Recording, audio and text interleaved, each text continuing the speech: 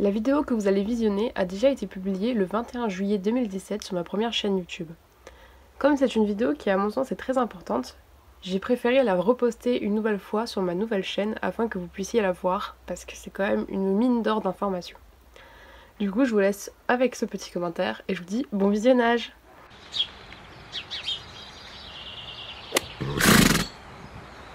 Le fondateur de la société Schlecht, je vais le dire à la française, Friedrich Schlecht, né en 1900, est né dans une famille extrêmement pauvre. Ces derniers l'ont confié à une famille d'accueil. Il n'apprend son histoire que le jour de sa confirmation et insiste alors pour reprendre son vrai nom, Schlecht. De 1922 à 1927, il exerce le métier d'employé de banque, puis change pour se tourner vers le commerce dans les premières années de la République de Weimar. Comme cela ne doit pas être évident pour tout le monde, je me permets de vous faire un petit aparté. La République de Weimar est le nom donné par les historiens au régime politique en place en Allemagne de 1918 à 1933. Maintenant, reprenons. Le 1er janvier 1926, il prend ses fonctions en tant que collaborateur extérieur Cloetta und Müller, une petite société spécialisée dans les masques de protection pour l'industrie. Il va très vite s'avérer irremplaçable au sein de cette société. Il propose de nouvelles innovations vis-à-vis des masques, bien qu'il n'ait aucune expérience là-dedans. Si bien qu'en 1931, il dépose un brevet à son nom concernant l'une de ces innovations.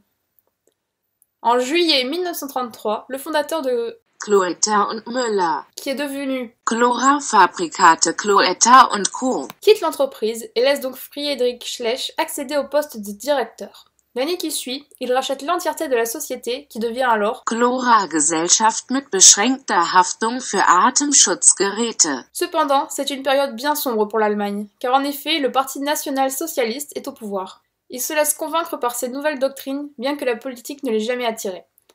On peut penser que son objectif principal est de protéger et soutenir son entreprise. Le 18 septembre 1935, Friedrich Schlecht fait inscrire sa société sous le nom de Chlora-Atemschutzgeräte Schleich und Co. au registre du commerce. Il continue la production de masques de protection. Cependant, la guerre faisant rage, il se voit contraint de favoriser la production militaire au détriment de la protection civile. Il fait alors son maximum pour sauver son entreprise et ses employés.